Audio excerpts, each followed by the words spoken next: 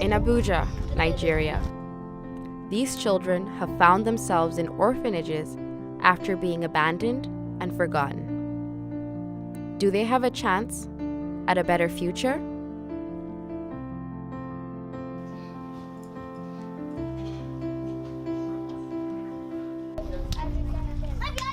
Because I was born and brought up in the home here. I'm one of the pioneers. I was born and brought up in this Abuja Children's Home.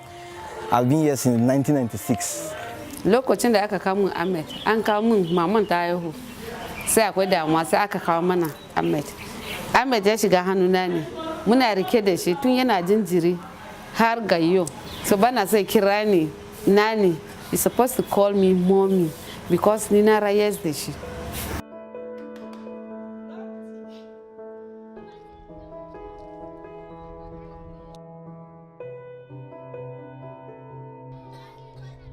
My name is Ahmed Suleiman Omar and I'm 22 years old. I grew up here. I was given birth September 23rd, 1996, here in the orphanage, within the orphanage. Ahmed is only one of many children who are born into orphanages or taken there as children because there's nobody to take care of them. To call a child an orphan, that means both parents are confirmed dead. Most of them, the kids here are abandoned, rejected, trafficking cases, or families that cannot afford to raise their kids for a time frame. It's not all of them that are just orphans or whatever. There are some of them that are from, maybe it's just the mother that died or what is like that. So those ones, definitely, their parents, they make their parents to know where they are. So once in a while, the parents are allowed to come and see them, to be with them, so that at least at the end of the day, they know that, okay, oh, I have somebody.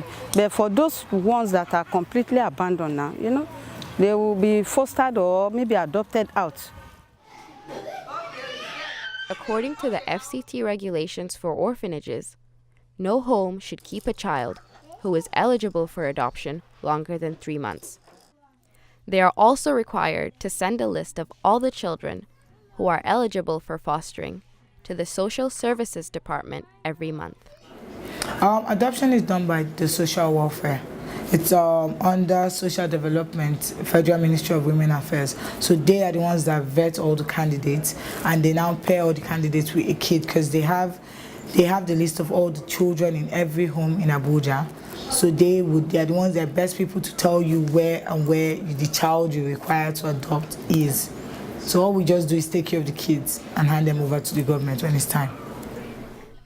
But what if the kids that do not get adopted, kids like Ahmed, do they stay in the system forever? Do they have the same sense of belonging as the other children?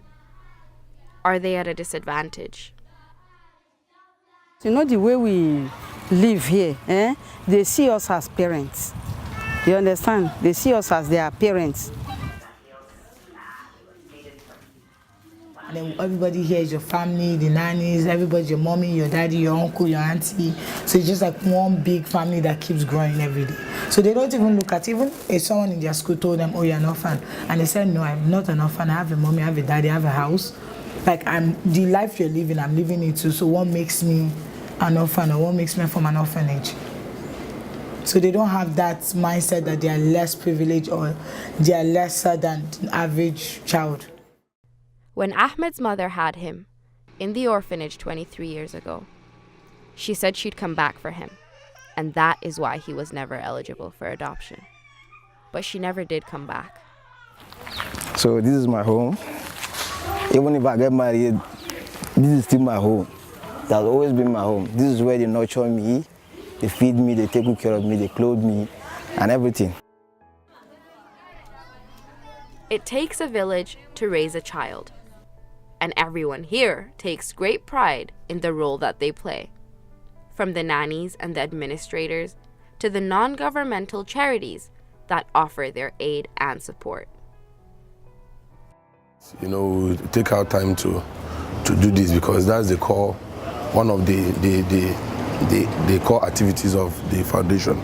So make sure that first of all we'll go for feasibility studies and ask them what they needed at this moment, because you can't just bring something that they have. They might end up not really go well with them. So first of all, we go around the orphanages under Al Muhiba and ask questions about the things that the children need way forward. So once those things are being prepared, then we'll go and visit them.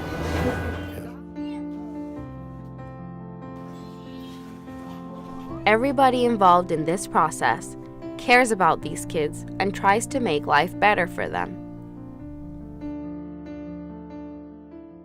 Da muna jin dadin shi don me don muna rayas da yaran ne, in ba saboda mu bane zai zama da wahala, domin an ji an rubuta yaro daga can an kawo mana baka san balajika yaro din ba, sai ka zo ka zona da yaro ka train nashi, ka yi mishi wanka, ka rayas da shi, ka bashi abinci, ka gan wannan kai zaka samu sakamako a wurin ubangiji. It was never easy, Sha. It was never easy, but glory be to God. Here I am. I can testify the good things that they've been doing to us here. They've been taking good care of me. They nurtured us well, they feed us well, they clothe us well. And when it comes to the education aspect, they put in their best to make sure that each and every one of us goes to school. And kudos to them.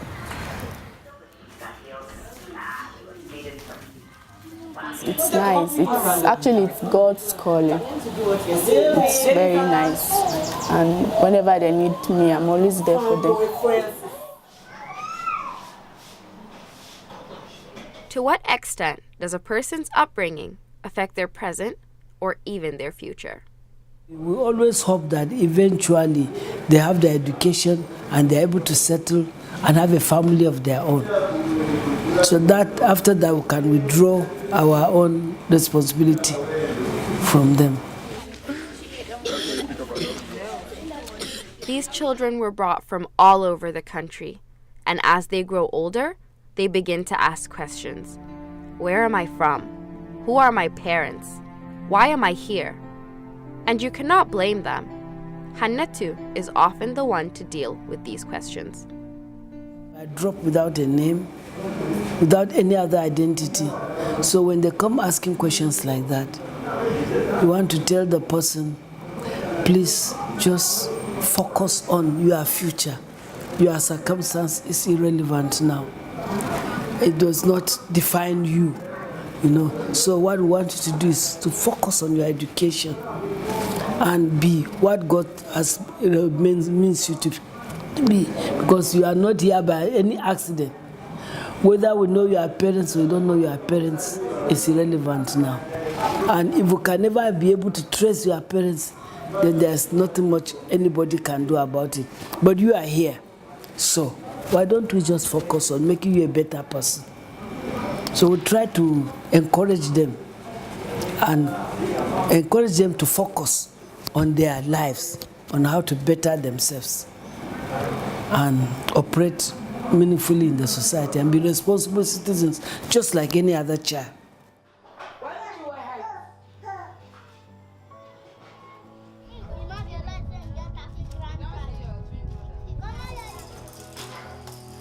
It does not matter where he came from or where he is now. Ahmed has high hopes for his future.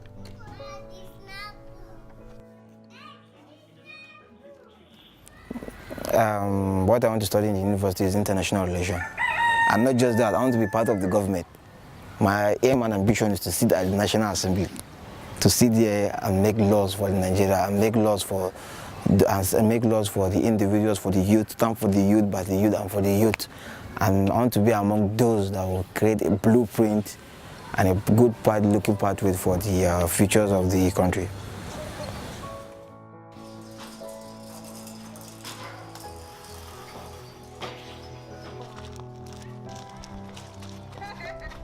This is only a glimpse into the life of these children. As we leave, they will continue to live like this every day. And despite their circumstances, they seem happy. They have a hopeful future.